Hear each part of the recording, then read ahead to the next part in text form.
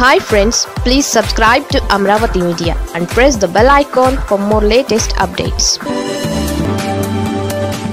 చంద్రబాబుకు చుక్కెదురు, జనంలో తిరుగుబాటు మొదలైందా? ముఖ్యమంత్రి చంద్రబాబు నాయుడు, ఉప ముఖ్యమంత్రి పవన్ కళ్యాణ్ సారథ్యంలో రాష్ట్రంలో తెలుగుదేశం, జనసేన, భారతీయ జనతా పార్టీ సంకీర్ణ కూటమి ప్రభుత్వం ఏర్పడి 8 నెలలు కావస్తోంది. సామాజిక భద్రత కింద పింఛన్లు మినహా మరే పథకం కూడా పెద్దగా అమలు కావట్లేదనేది వైఎస్ఆర్ కాంగ్రెస్ పార్టీ ఆరోపణ. ఆర్టీసీ బస్సులలో ఉచిత ప్రయాణం, మెగా డిఎస్సి, తల్లికి వందనం మొదలుకుని అధికారంలోకి వచ్చిన వెంటనే దీనిని అమలు చేస్తామంటూ అసెంబ్లీ, లోక్సభ ఎన్నికల సమయంలో చంద్రబాబు నాయుడు, ఉప ముఖ్యమంత్రి పవన్ కళ్యాణ్, మంత్రి నారా లోకేష్ ఇచ్చిన హామీలేవి కార్యాచరణలోకి రావట్లేదు. మహిళలకు ఉచిత బస్సు హామీ ఎప్పటికప్పుడు తేదీలు మారుతూ వస్తోందే తప్ప అమలు కావట్లేదు. గత ఏడాది ఆగస్టు 15, ఆ తర్వాత సంక్రాంతి పండుగ, ఇప్పుడు ఉగాది, ఇలా ఆర్టీసీ బస్సు స్టాపుల్లాగే ఎక్కడికెక్కడ ఆగుతూ వస్తోంది. దీనిపై ప్రభుత్వం ఓ కమిటీ వేయడంతో అక్కడ ఆగింది.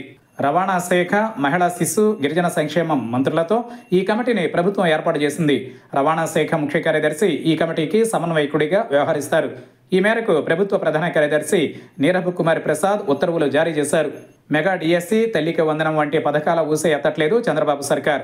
ఎమ్మెల్సీ ఎన్నికల కోడ్ ముగిసిన తరువాత నోటిఫికేషన్ ఇస్తామంటూ మరోసారి వాయిదా పద్ధతిని అనుసరించారు మానవ వనరుల అభివృద్ధి శాఖ మంత్రి నారా లోకేష్.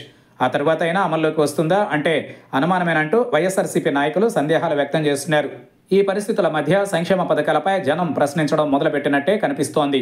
చంద్రబాబు నాయుడు తాజాగా అన్నమయ్య, రాయచోటి జిల్లా పర్యటనలో ఇది వెలుగులోకి రావడం ప్రాధాన్యతను సంతరించుకుంది.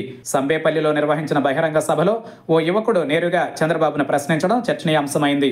చంద్రబాబు మాట్లాడుతున్న సమయంలో ఓ యువకుడు పథకాల గురించి నిలదీయడంతో అతన్ని పోలీసులు అదుపులోకి తీసుకున్నారు. సభా ప్రాంగణం నుంచి బయటకు తీసుకువెళ్లారు.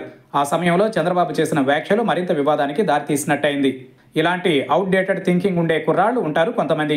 వాళ్ళు చెడగొడుతూ ఉంటారు. ఇదే పని వీళ్లకు, మనమేమీ చేయలేం, వాళ్ళ విధానాలు కూడా ఇట్లే ఉంటాయి అంటూ చంద్రబాబు చెప్పడం వినిపించింది.